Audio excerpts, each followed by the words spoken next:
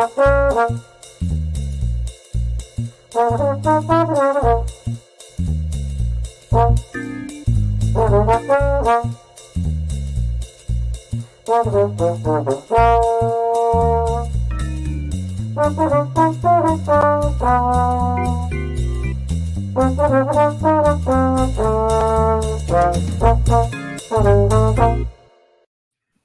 and welcome to Hey, we like your pod. And we're going to tell you why. Hi, it's Dawn here, and I'm joined by my trusted partner, Matt Pickett. How you doing, Matt? Pretty good. It's been a week of illness in the Pickett house. So yeah, one of my daughters got the actual flu. The flu. Ooh, that's not fun. No, so I was home. Fortunately, I can work from home with my job. So I was working from home Monday and Tuesday, kind of taking care of her between student appointments, stuff like that. Yeah. But she's better. She's all back to her old self again, which is good because That's she fast. is very like exuberant, vibrant child, very energetic. So good to see her back to like just being her crazy self. And I was kind of run down for part of the week. Just I think my body is trying to repel her flu germs, but probably seem to have made it through. So I'm doing all right. Good. A little bit of a cold lingering, I think, still though. I don't know if my voice sounds weird tonight, like it did a couple weeks ago. But it's not anything like it did a couple of weeks ago. That's good. I was like, oh, so now I'm going to talk about like it sounded terrible. Hey, so quick shout out. We do see a couple of people in the chat. Just hi to Lorenzo, hi to Emma in the chat. Thanks for joining us tonight. Hi, everyone. Donna, how are you doing? I'm doing well. I had a really sore throat, but I'm not sick. It was just like from dryness kind of deal.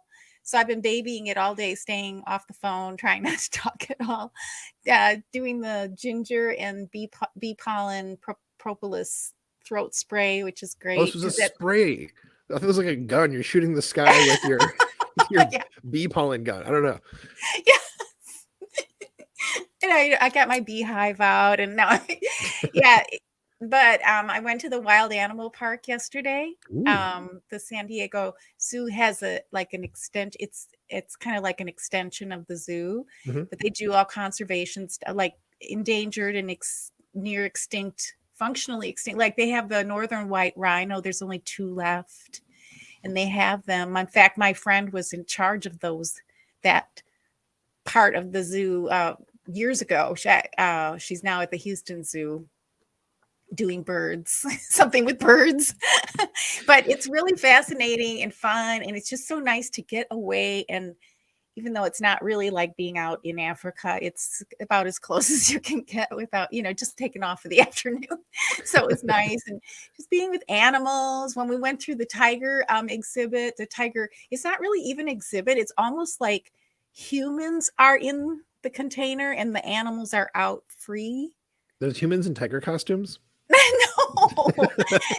So the wild animal park isn't like a zoo. Right. They really have a lot of, And when we got to Tiger Trail, they call it, 2 of the tigers were roaring, vocalizing, which if you've ever been, and they're close, I don't know, I probably didn't share any pictures, but they can be as close as 5 feet away. And so if you think of the sound coming from a tiger, even if they're just doing a little, purring type of thing, it's really loud. So that was fun because as we were walking up, we could hear them roaring. And then all of a sudden it's like, oh, it's right there. Oh, there's another one over there. Yeah. So that's fun. Yeah. And I somehow got a sore throat. Who knows? It's dusty and dry out there. The climate in that area is kind of similar to, it's like a Mediterranean climate, but it's more deserty out there where they have it. Yeah. So probably all the sand and dust and dryness, and it was great. That just broke up my week and put me in a great mood. Well, tell you, your voice doesn't sound at all off. For nursing a sore throat, seems like you're doing all right for it. Yeah, it's not like swollen and like yours was. It's just dry. So Emma, poor Matt. Yeah, so your daughter's feeling better. You don't want to get that flu. It's amazing she's already getting over it, because that can knock you out. Yeah, the one that's going around is really rough from what I've heard from a lot of my colleagues who've gotten it and their kids who've gotten it too. So we're lucky that it was a short. So it's quick story about that actually, Don. So when kids get the flu, the only kind of like medication you can get is Tamiflu. and Okay. that like reduces the length of the flu for like a day or so and makes it a little less severe. It doesn't really make that big of a difference. So I was like, well, I mean, she has the flu and like we might as well get that stuff just to help her. So we when the doctor put in the prescription to like the Walgreens, went to go pick it up, and they're like, we don't have enough today. We can give you part of it. You can pick up the rest of it later. So it's like Oh, 3 bottles for like the whole course of the medication. So I'm like, okay. oh, I'll just take the first bottle. Sure, whatever. And she goes, this is $75. $75 for the whole thing? No, for the first For the bottle. first bottle. Yeah. Darn. Yes, I What? understand. Yes. $75 for 2 days of medicine for Right. flu that my daughter already seems totally recovered from. So I bought the first bottle because I was like, I guess I don't know. I'll pick up the others tomorrow. But then by the time like we were even halfway through the bottle, she was totally fine. So I was like, all Oh, right, this is yeah. no, I'm not going to go spend $150 on something that is not something she appears to need. I was shocked at how expensive that was. Yeah, prescription, that's the story of my I don't even have prescription Mhm. insurance, so I pay out of pocket for everything. And so I'm quite aware of prescription prices. And usually I'm pretty lucky with what I need and all that. But Mhm. I bet you have prescription insurance and that was still your price, right? It's pretty small, the prescription benefits we get, because I'm on like the kind of health plan that doesn't have like a lot of coverage. It's like a HDHP. Um, and as it is, I actually have 2 prescriptions that I'm on. Hey, everybody, I'm on prescriptions. Yeah. One because I We're have a talking. seizure, I have seizure disorder, so I take a Yes. thing so I don't have seizures. Yeah. That is a generic, so it's pretty cheap. And I also have to take some stuff for osteoporosis. Ugh, You old do? man. Yeah, okay. So this is just getting in the weeds here, but I realized, but Okay. because of the anti-seizure medicine I used to take that is no longer like Oh, advised, it was leaching calcium. And so my right. lower back, I have some osteoporosis that I'm dealing with, which is ridiculous for a 45-year-old man, but that's where I'm at. Oh man. So both of those are generic, so they're cheaper as opposed to Good. Tamiflu, which I don't think even has a generic equivalent. It's gonna be a lot more expensive. So My healthcare is understanding, broken. yeah, it's so broken. I'm sorry about all that. Yeah, I think Tamiflu, I don't think I would take it. I got the flu a few years ago and I Mhm, was traveling and I was with a friend who's a doctor and she's like, we need to stop. We need to take you to the hospital. We need to, because I got really, like, I tend to get really sick with anything. mhm. And, and I was traveling. We were traveling together, and I was like, I don't want to try Tamiflu. I've never had it before. I would, I don't know what the what the side effects. I don't know Mhm. anything about that drug, but I know it's important for like if you're elderly and you're really super fragile and you might not make it to the flu, then you might want it type of Mhm. thing. But yeah, kids are so resilient. Fortunately. Kids are resilient. Most of them, most of the time. Yep. Well, yeah, most of the time. Not all. That's right. Well, hey everyone, it's nice to see you. We're here to talk about football. Are you guys watching the game tonight? Everybody who's listening to this podcast, by way of reminder, we're recording our podcast on a live stream now. So if we segue to a different conversation in the comments, we're going to do our very best to remember to To that explain what the heck there we're are talking people who about. are listening and not watching and seeing the comments. So we're gonna try really hard to get this transition smooth. So hey Lorenzo, hey, and so you're watching Emma. So I have a hard time with these two teams because they look so much alike. I never know Yeah. who's like what. Yeah, they look alike, and their quarterbacks kind of look similar. Not, I love, by the way, quarterbacks. I love Josh Allen. He's just great. He's awesome. I Mhm. just, So yeah, that's the thing with this game, Don. Who are you rooting for? well, I don't like the Patriots Sure. that much. I love Boston. I have some Patriots friends.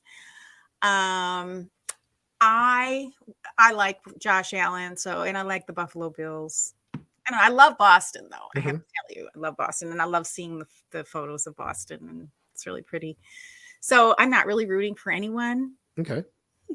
Who are you rooting for? Okay, so this is an interesting question for me because tonight it got me really thinking about like why I'm rooting for the team that I am, because I don't like Boston, and that's a complicated thing. I have a complicated history with Boston. Oh, Yeah, another time I mm, guess. But I yeah. don't like Boston. I don't like the Patriots, but I'm rooting for the Patriots. And I was like, well, why am I doing that? Like I like the Bills and I like Josh Allen, so why am I rooting against them?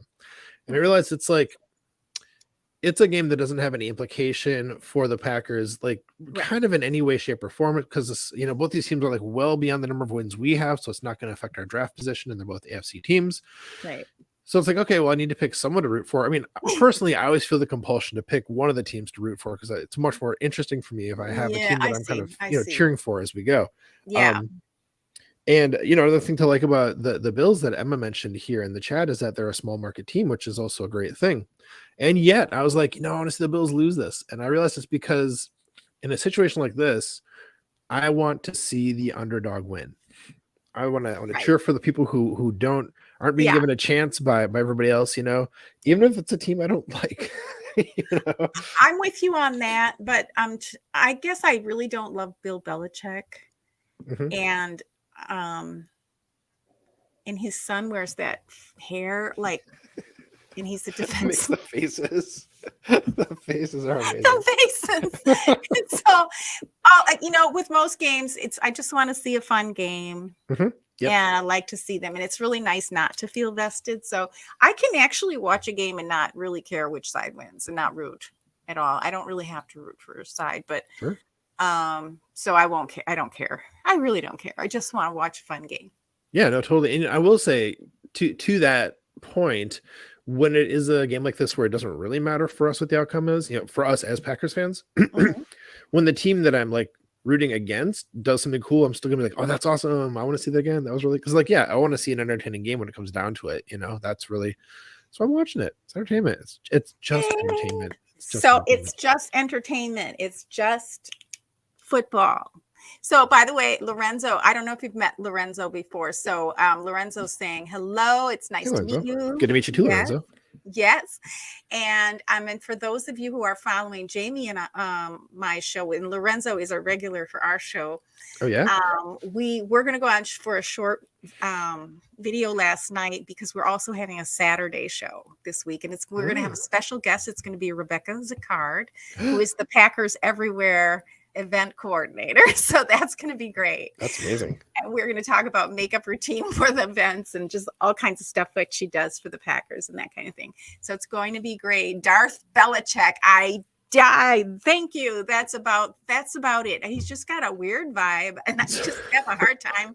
Quick side note for the listeners there, Don. So Don just busted out with Darth Belichick there. Yeah. So my good friend Mark Chilson is in the comments mentioned Darth Belichick. Mark and I went to high school together. Sorry, podcast listeners. Mark's a good dude, man. If you ever get a good chance to cross paths, good dude. So no. Don, wait a minute. So a podcast or a show that you have with Jamie, what is it called? It's called Beauty Touchdown. It's right here on this channel. So I've moved everything I'm doing with you, with Jamie, and then with my interrogation talk, which is true crime, basically. It's all on Dawn DeKisto so that you can just follow the show, the shows that you are interested in on this channel. So there's a playlist for Hey, We Like Your Pod. There's a playlist for Beauty Touchdown and then for Intero Talk. And Jamie and I, so Jamie and I were going to go on for a short video last night, but because I went to the wild animal park, I couldn't talk afterwards. Oh, no. I was like, so sorry about that, everyone. That one is just a fun show, but we're not as regular as my other shows. It's a little random, but hey, so we'll be back here Saturday. So yeah, so it's good to see you, Mark, Emma. So yeah, Darth Belichick doesn't, it's hard to root for him. But actually I was watching and I'm like, oh, he's getting a little older. I think I like him now because he's older. You don't want to dislike an old person. That's terrible. I don't know. I dislike a lot of old people. I don't know. Yeah. No, I'm just kidding. There can be some people, they're just older version of their nasty young self. Sometimes the nastiness congeals, it concentrates, as they get older. It deepens and intensifies. It can get worse. And I really should be rooting for the Patriots tonight because I lost a dear friend last Friday. So the day, yeah. Older gentleman, speaking of older gentlemen, but they're from Boston and just an avid Patriots fan. And yeah. pouring out for your homie. Cheer for the Yeah. people. Yeah. Yeah. They might pull through. So I'll be seeing his wife tomorrow, I think.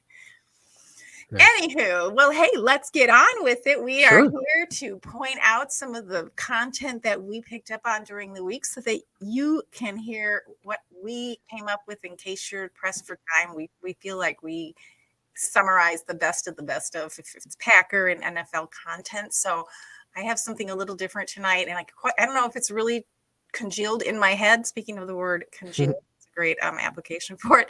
So, Maddie, why don't you go ahead and start with your signature superlatives for the week? Your Will shout do. outs, okay? Yeah. Yeah.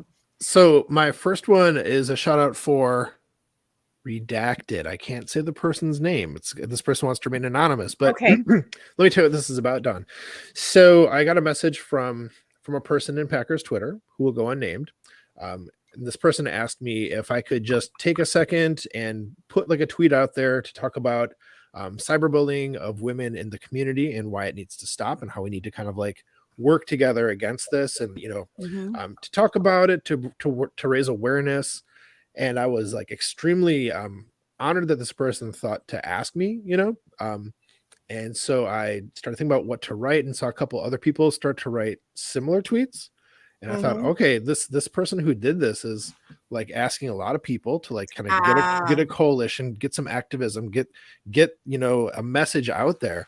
And I think this was on Sunday, I think. And so like through the course of the day, I kept seeing more and more of these tweets from all kinds of people within the community. And then, of course, some people would see a tweet that somebody wrote and then like quote tweet that and add their own thoughts. So like it was really spreading around. I don't know if people saw this on Twitter. I think it was Sunday, and it kind of carried through. I mean, even like Jasmine quoted about it or tweeted about it like yesterday. So like it's been going through the week still.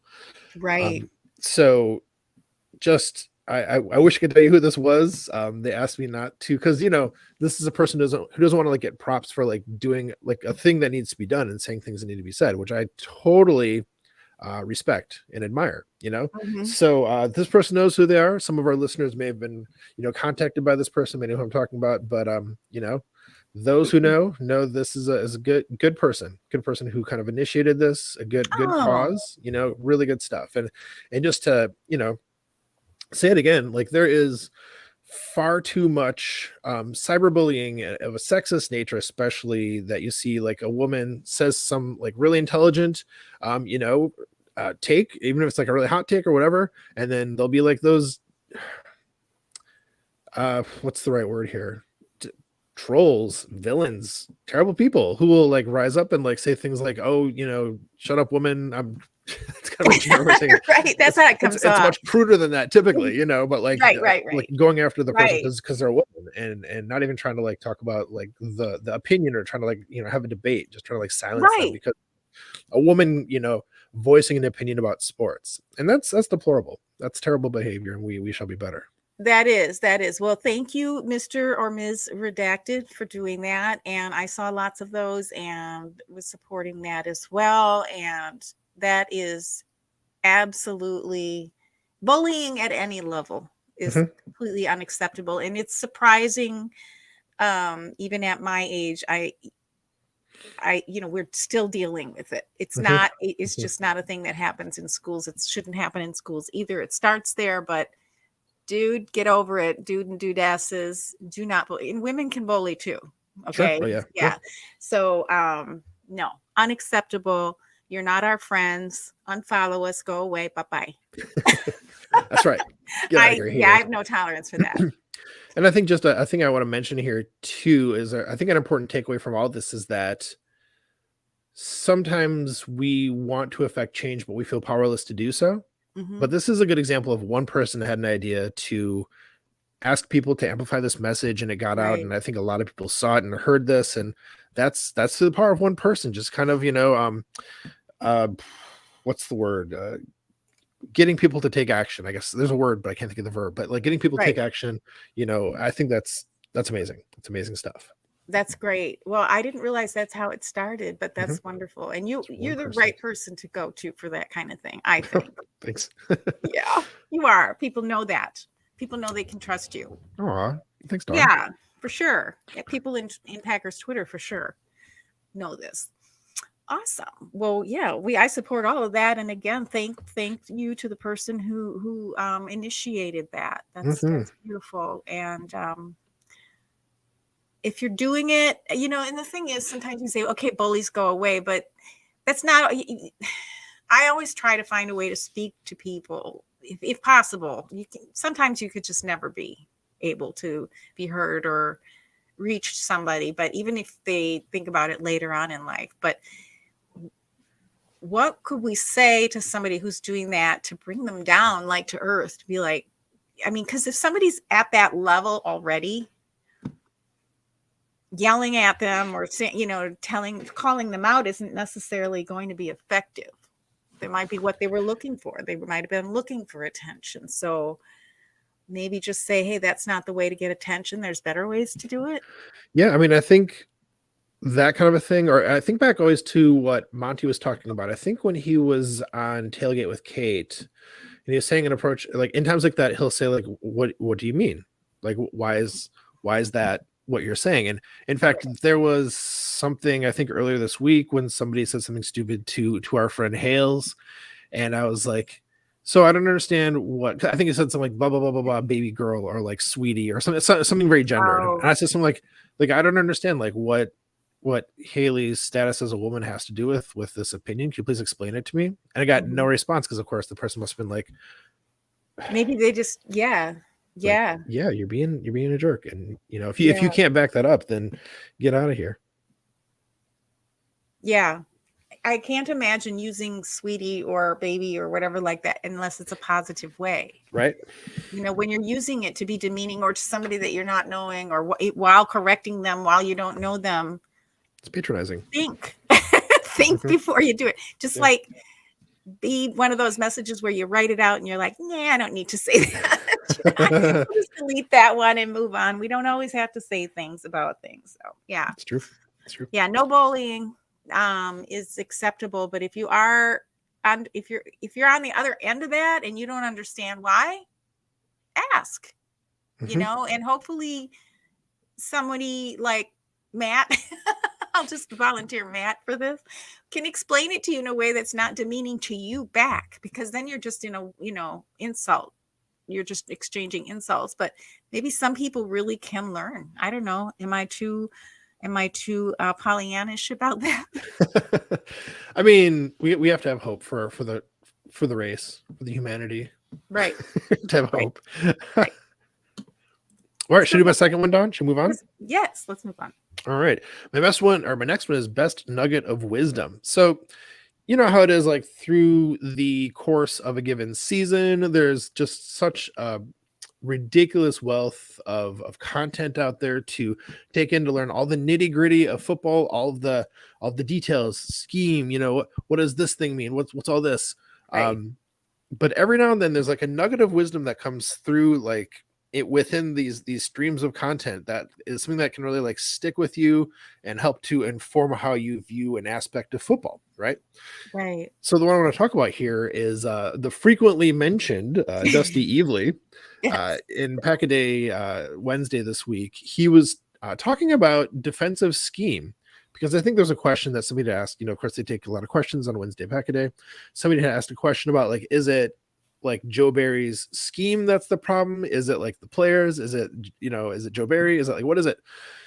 And the thing that Dusty said about it was that like scheme is sound across the NFL. Defensive scheme is sound across the NFL because they're all kind of doing like enough the same thing, and it's like tested well enough and it's developed that pretty much any scheme is gonna work if it's taught well and if it's executed well.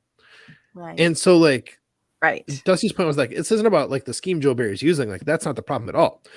The problem, as Dusty sees it, is that if I'm paraphrasing correctly here, of course, and I hope he tells me if I'm not, is about the fact that the things that need to happen are not being taught well enough to the players for them to execute it effectively. Because it's like if everyone gets an F on a test, and I actually say this all the time too, if everyone gets an F on a test, that's not the class's fault. That's the teacher's fault for making a bad test that doesn't actually assess what they've been learning, and also the teacher hasn't been teaching them the stuff they need to know to be assessed on stuff, on that content anyhow. So if the whole defense is doing bad, like they pretty much did this week against the Eagles, then that's more an indictment on the teacher, on the coach, and how they're teaching this stuff. And I had never thought of it that way, and it makes a lot of sense, especially with that analogy to how teachers work. Because the coach is a teacher when it comes down to it. So that's one of those nuggets of wisdom that's going to definitely stick with me in the way how I think about defenses and the performance of an entire team. If it's like universally like a great performance or a bad performance, or what's kind of going with it, thinking about it in those terms, how well did the coaches teach to the players what needs to happen? That's really interesting. And I think I did pick that up. And I have a question about that. Because within the coaching purview are trainers and people who are teaching the technique, right? So, it all falls under coaching, but if that's something that could be that easily identified, are we saying that the training and the teaching part of the coaching function is what's gone wrong this year? Potentially so, yeah. Is that what we're saying? And then in that case,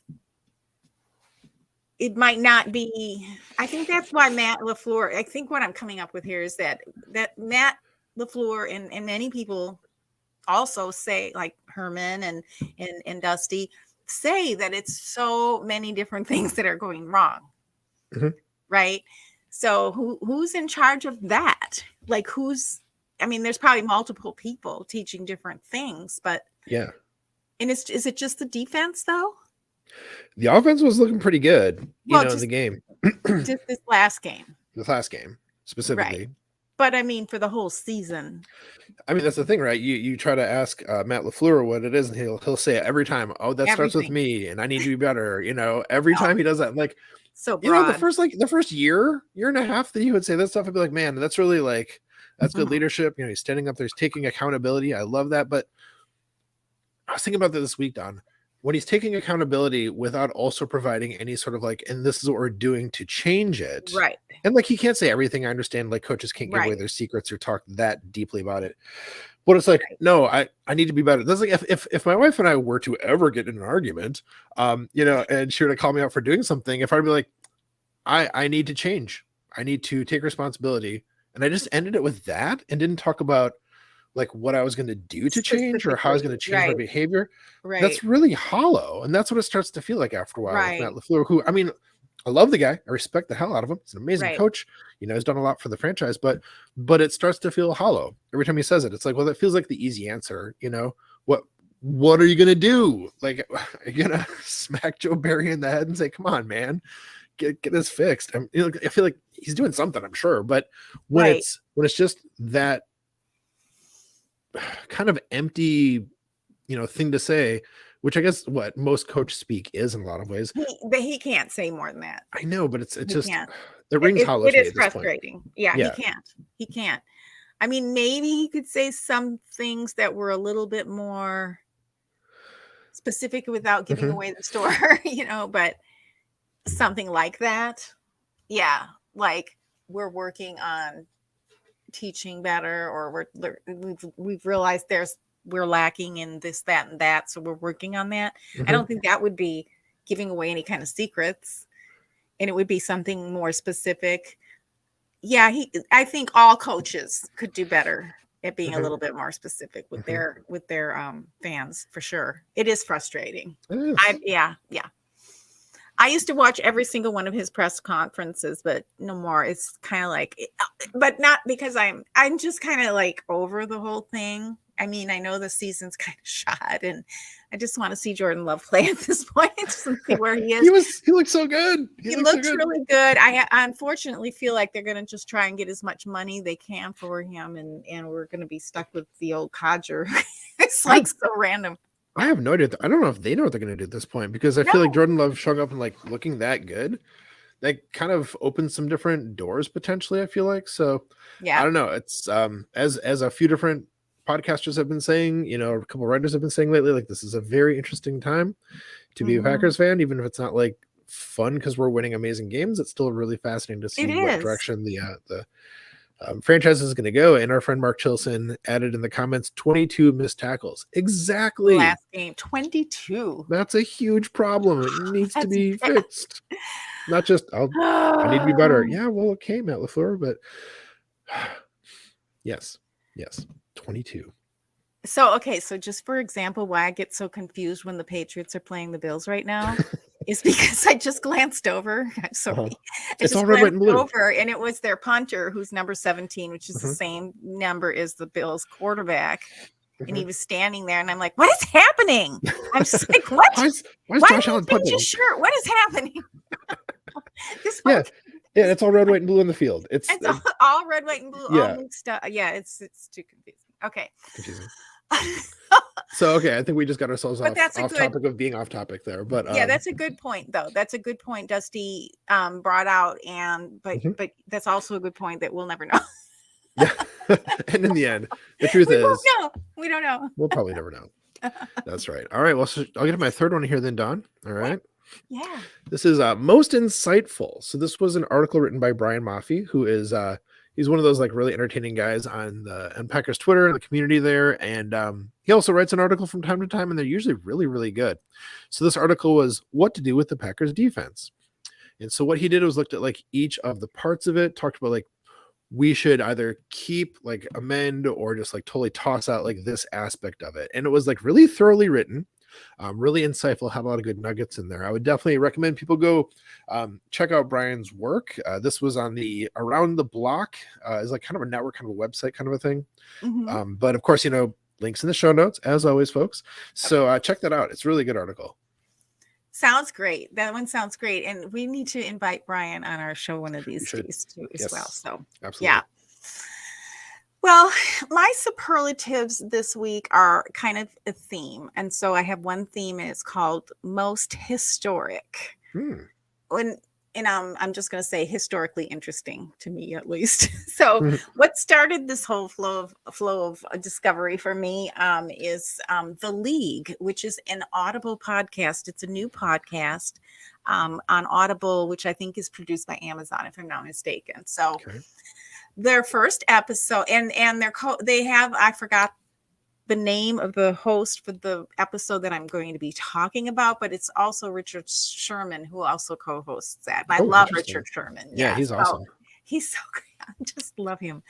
So the first podcast I listened to is the only podcast I listened to. I think there's like 2 or 3 out so far. So, but it was all about all kinds of cool stuff, and it was just a great way for me to kind of if you're listening or watching us, and you're following a team that might not be doing well, and you might sometimes need a break from your team stuff, but you're still interested in the sport, this might be for you.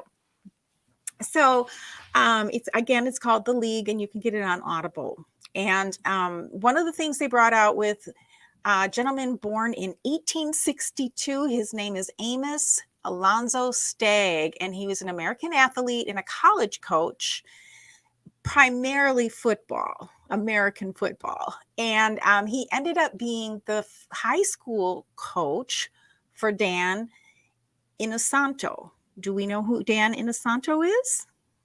Okay. He's a big name, and his name it was like, is he a player? What is this? Okay, so this is really cool little tidbits of information. So Dan is still living today, and I'll tell you more about him on the flip side here. But he was born in 1936. So these are some old timers. He's in his 80s, but he's still training football players today. What, still today? In martial arts. What? You mean today, like still to this day? Today, at this moment. Yes, he has a studio right here in Marino Del Rey. So, So he's born in 1936. He's an American martial arts instructor. Inosanto is an authority on a particular type of martial arts that hails from the Philippines. I mean, I don't know, did you ever study martial arts? Did you ever take karate? I did. Yeah. Yes. So there's a lot of different sects in that. It's like Japanese and Chinese and Korean. There's a lot of what? SECTS. Oh. Okay, I misheard you, obviously. You're like, sorry, I can't. Yeah. Yeah, So I don't remember that in karate, but okay. Filipino. Yeah, right. So he's credited for training martial arts to a number of course, Hollywood actors, including Bruce Lee. Oh, So he's like, his pedigree is way up there on top. mhm, Chuck Norris, and as well as for the Dallas Cowboys in the 1970s under Coach Landry. okay. Why did the Dallas Cowboys take over in the late 70s and 80s? This might be why. Because they brought in martial arts instructors to train their football players, and they became this hot commodity. Now all teams are using these types of training, and a lot of players are cross training off season with martial arts. So I thought it was really cool. But the thing that I really think is cool, if you're listening and you're watching and you've taken a martial arts class here or there or even beyond that, let us know. I have, and I've actually studied the kind that he's talking about, so that made it really cool. But what it really did, among other things, was helped with what Dusty will talk about a lot of times in his film studies, is quick hands or good hands, Mm, good hands. And I'm like, mhm. what does that even mean? We're talking about defensive players for the most part. And so when you see defensive players getting fouled, or what do you call it? What's the word when they get a whistle and they foul is a word. Penalties? They get penalties? Penalties, penalized for Penalized, there you go. holding or whatever. It's because they're not, using their hands properly. Mhm, Okay, they need to get their hands. There's certain rules that they have to abide by. So, the way that Dan and Santo taught players how to have quick and good hands is through training with knives and sticks and Eastern fighting disciplines, mm. including Krav Maga. Do you know what Krav Maga is? Is that like the Jewish martial art? Yes, it's the martial arts that was developed by the Israelis to train the Israeli army. And so Ah, everyone who goes through training at any level in the Israeli army goes through Krav Maga. And I've always wanted to take those classes, mhm, but I have never gotten around to it. But so there's certain, it's actually self-defense, but fighting disciplines as well. So but yeah, so like I mentioned, these days it's kind of commonplace. Aaron Donald still trains with Dan right here in Marina Del Rey, as does Khalil Mack and others. So there's a great also the last play of the Super Bowl 2021, the most recent Super Bowl, where it was Bengals Rams, mhm, right? mhm. And Aaron Donald sacked um, Joe Burrow. Joe Burrow, thank you. The way that he got there, if you look at the Mhm. film of him, they're crediting his martial arts training for. Yes. That's Isn't that cool? cool. I Isn't mean, that cool? I don't like Aaron Donald, but that is cool. It's so cool. And it helps me because I have a more Eastern kind of way of looking at things anyway. So it helps me understand what I'm looking at more on the field. Mhm, So this little podcast just really kind of, opened a lot up for me. There's also a great article. This is in, my second part of this theme, and I'm almost done. oh, It's a sorry, great article, yeah, reviewing methods used by Aaron Donald, the Watts brothers, and other top defensive players that I kind of came upon when I was researching about this thing. mhm, And it's at the CBS's After Further Review segment. And so I'll have a link for that. And there's a lot of video and a lot of dialogue about comparing how these guys are playing. But Aaron Donald, as you know, is credited for being, and Khalil Mack for being way up there. We've got Aaron Donald mhm. in LA and Khalil Mack now are both in LA. One's the Chargers and one's the Rams. So yeah, they're not our friends if you're a Green Bay Packer fan, but you got to respect it, right? Gotta respect it. And then when I was doing this research, I also came across a cute video that the Rams had put out with Aaron Donald explaining his workout knives. He uses knives in his workouts, but they are rubber. They're like, we're not that stupid. We use rubber knives. But the principles are there. So yeah, so Dan is still in Marina Del Rey, and I think it's a good time to talk about him because he's not a young man, and he wrote a poem. And at the end of this podcast, they had him recite this little 30-second poem. Would you like to hear it? Yes. I love it so much. Here we go. We are all climbing different paths to the mountain of life. We've all experienced much hardship and strife. There are many paths up to the mountain of life, and some climbs can be felt like the point of a knife. Some paths are short and others are long, but who can say which path is right or wrong? The beauty of truth that each path has its own song, and if you listen closely, you'll find where you belong. So climb your path true and strong, but respect all other truths, for your way for them could be wrong. Ooh, I thought that was nice. And it kind of reminded of our beloved Aaron Rodgers and the kind of thing he might like. Yeah, I think he would like that poem. If it were a book, you'd put it on the Pat McAfee book club thing. There you go. There you go. So yeah, I mean, you always hear about players taking up knitting or ballet or all these different disciplines. So of course, martial arts would be part of many players, right? Yeah. I mean, not from a brute force standpoint, but from more of that, how these players get the finesse and using energy, working with energy instead of brute force against it and that kind of thing. Because Aaron Donald isn't a super big guy, and that's why he's been successful, evidently. Yeah, I mean, martial arts, from my experience with the stuff that I've taken, which hasn't been extensive, but like mostly karate, definitely isn't about brute force itself either. It is about like control and discipline and body awareness and the flow of energy and how to like use that and how to use an opponent's own strengths against them in ways. So that makes a lot of sense. Doesn't it make sense? And then also mindset, the whole Eastern mindset. So it's not a passive mindset, but it's not an aggressive one either. So it's a very balanced one. So I was just delighted to find that podcast and all the little tidbits in there. I just went out and did a little extra research on these fellows, and so that's my thematic superlatives for the night. and incidentally, Donna, I think I found the other person who does the podcast that you're talking about with Richard Sherman. Is their name Taylor Rooks? Is that correct? Yes. Yeah. And I believe her father was her father a player? I forgot. I forgot her bio. I just looked it up on Audible, so I was trying to get the name there. It is Taylor Rooks, and I didn't want to say because there's a story behind her as well, I believe, or at least there was in this first episode there was a another woman that was interviewed, and I can't remember. I retain nothing. I find all these things fascinating, but it's like the next minute it's like out of my head, gone. So well, we could reading Rainbow that, Dawn, and say, but if you want to find out more, you've got to read the book.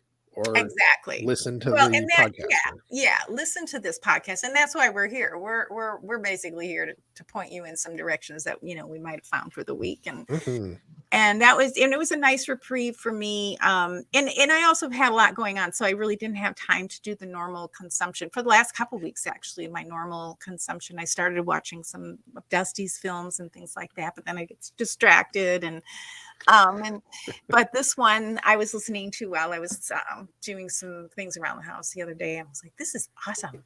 I love this history. And if you're like me and you weren't, you don't understand football that much and you're sort of just getting into it, this is a kind of cool way to maybe and I don't know, just help you understand what players do, some of the history, of course, of the game and the dimensionality of the game and then the players. Yeah. So there we have it. Any final thoughts before we go, Maddie? I guess, there's a lot of bugs going around, folks. A lot of illnesses, viruses, bacterias, whatever. So just, try to drink a lot of water, get sleep, try not to pass the germs. If you're sick, please don't go out and get other people sick.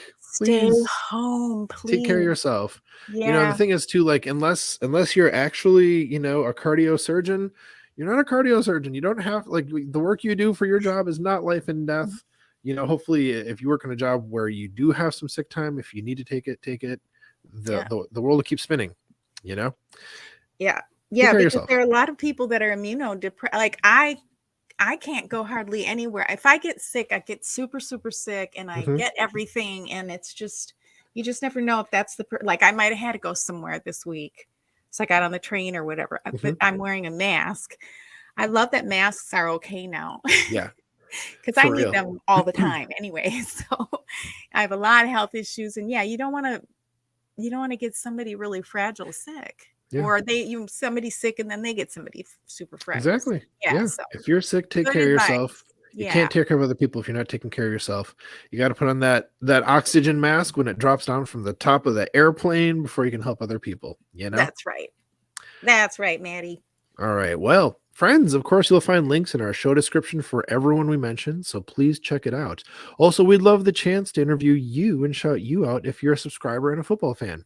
Or even if you're not, if you'd like to nominate someone to be a guest on our podcast, please let us know. That includes yourself. Our DMs are open on all the social platforms. And folks, when you subscribe to our podcast, you help us to keep spreading the love in our community. And the best way to help this podcast grow is by sharing it with your friends and family.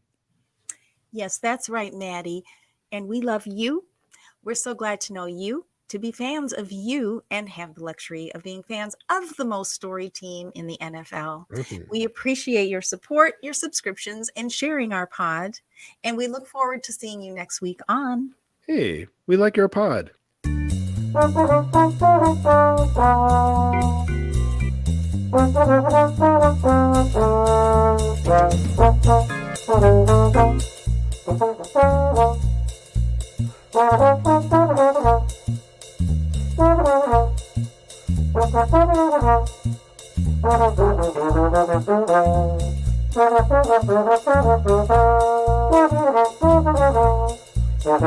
Football in general comes down to discipline and people owning their roles. And when you aren't disciplined or you go outside the scheme, bad stuff happens.